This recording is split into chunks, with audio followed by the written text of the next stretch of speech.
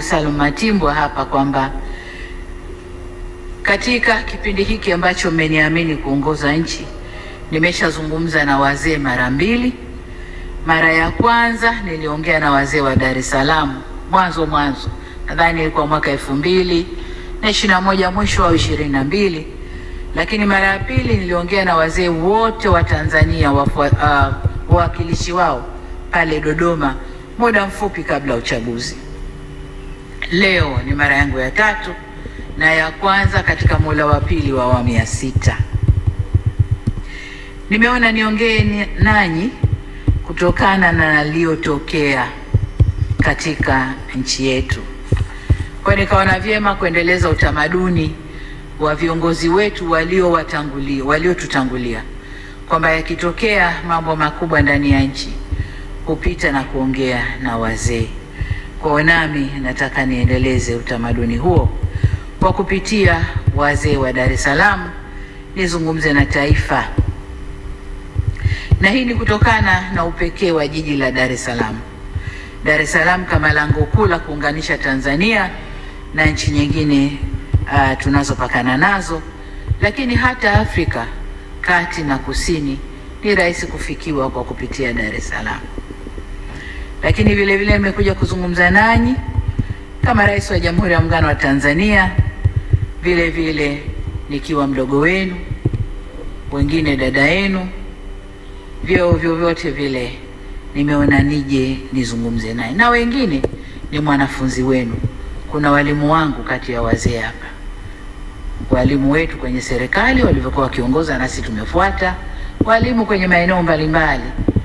Kwa hiyo mlioyafanya nasi tumefuata hatua zenu. Lengo ni kusikia ushauri wenu, lakini pia nisikie nami. Ndugu zangu wazee wa Dar es Salaam, baada ya kuapishwa nimezungumza na wananchi. Hii ni mara yangu ya 4. Nimezungumza kupitia hotuba ya siku ya kuapishwa. Nimezungumza kupitia hotuba yangu bungeni. Nimezungumza kupitia siku ya kuapisha mawaziri wa serikali hii, lakini pia nilizungumza siku ya kuzindua tume niliyounda kufanya uchunguzi wa haya yaliyotokea. Hotuba zote hizo haziwezi kuondoa wala kukwepa umuhimu wa kuzungumza nanyi wazee wa Dar es Salaam, na ndio maana niko hapa leo.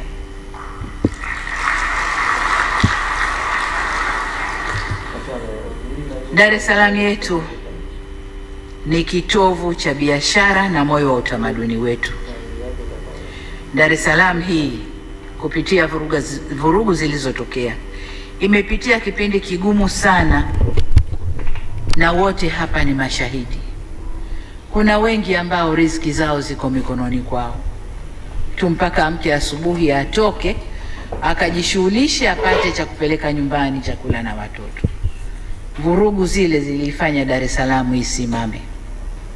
Wafanya biashara ndogo ndogo walisimama, wenye magenge walisimama, Kariakoo ilisimama, shughuli zetu zote zilisimama, na ilitulazimu tubaki ndani. Na kwa hadithi tunazozipata, bei za bidhaa zilipanda sana. Kwa hiyo machungu ya siku chache tuliyaona ndani ya Dar es Salaam, mbali na maeneo mengine yote nchini. Maeneo mengine baada ya vurugu kutulia, shughuli ziliendelea, watu walikula, walitoka kufanya yao, lakini Dar es Salaam tulionja kidogo, vijana wanasema joto ya jiwe. Kwa hiyo nikasema tuzungumze kidogo. Kwa muktadha huu nawiwa kuzungumza nanyi kwa kuwa natambua takriban 10% ya Watanzania wote wanaishi hapa Dar es Salaam. Dar es Salaam ni jiji la watu takriban milioni 6, na hiyo ni idadi kubwa ya watu kuishi kwenye jiji moja, na ndio inaonyesha umuhimu wa jiji hili kwa nchi yetu Tanzania. Dar es Salaam inachangia takriban 17% ya pato la taifa, na 1% kubwa ya biashara inafanyika hapa ndani ya jiji hili la Dar es Salaam. Isitoshe, Dar es Salaam ndio jiji la kibiashara na taswira ya nchi yetu nje, kwa hiyo ina umuhimu wa pekee yake. Ikiunguzwa Dar es Salaam, Tanzania yote imeungua, sababu Dar es Salaam ndiyo Tanzania. Hakuna kabila lolote ambalo haliko hapa Dar es Salaam. Watu wa mikoa yote ya nchi hii wako hapa Dar es Salaam. Watu wa dini zote wako hapa Dar es Salaam. Kwa hiyo Dar es Salaam ndiyo Tanzania. Ikidhurika, ikipata madhara Dar es Salaam, Tanzania hii ndio inabeba sura au taswira ya nchi yetu. Chochote kitakachoripotiwa vibaya Dar es Salaam kinachukuliwa Tanzania, ndio iko katika hali hiyo. Kwa kuna kila umuhimu wa kuzungumza nanyi wazee.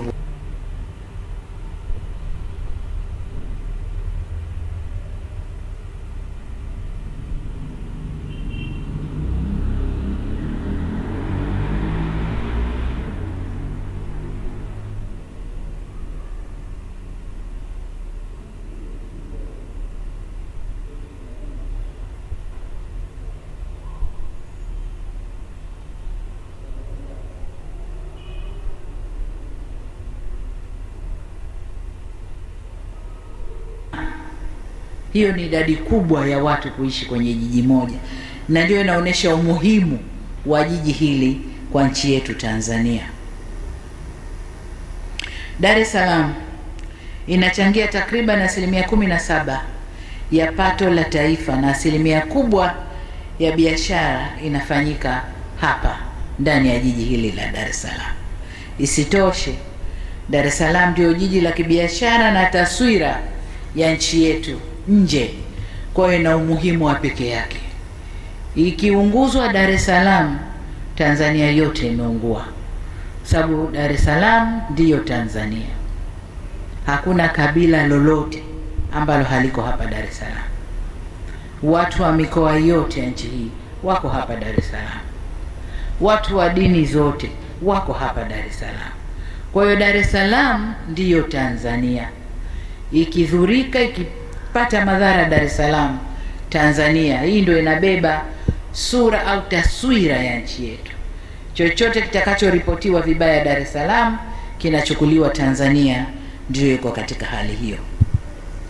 Kwa kuna kila umuhimu wa kuzungumza nanyi wazee wa Dar es Salaam. Ndugu zangu, lililotokea ni tukio la kutengenezwa, na waliolitengeneza walidhamiria makubwa. Walidhamiria kuangusha dola ya nchi hii au ya nchi yetu. Kiangalia klipu za nyuma zilizotokea, vijana wetu walifanywa makasuku na kuimbishwa kabisa. Yaliyotokea Madagascar yatokee na hapa. Lakini ukimvuta kijana yule, hebu niambie Madagascar kumetokea nini, hajui. Unataka hapa kitokee nini, hajui. Lakini waliimbishwa wimbo huo. Kwa hiyo lile lilikuwa ni jambo la kupangwa, na vurugu zile zilidhamiria makubwa. Vurugu zile ni mradi pana sana wenye nia kuu ya uovu ulio na wafadhili, washitiri na watekelezaji. Katika vurugu ile waliingia waliokuwemo na wasiokuwemo, wengine kwa kutokujua, wengine kwa kufuata mkumbo, wengine kwa hadaa za maisha bora baadaye, lakini wengine kwa kulipwa tu. Tunaomba, kuna vijana walikuwa wanalipwa fedha, kisha kuchukua pesa yako ingia barabarani. Kwa waliingia bila madhumuni maalum ya nini wanakwenda kukifanya. Inaumiza sana kuona madhara yaliyotolewa. Nadhani takwimu zinatolewa sasa hivi na halafu. Kuna majengo kadhaa ya serikali yameunguzwa. Kuna miradi kadhaa iliyojengwa kwa manufaa ya wananchi imeunguzwa. Vituo vya mafuta, biashara binafsi za watu zimeunguzwa. Magari ya serikali vimeunguzwa.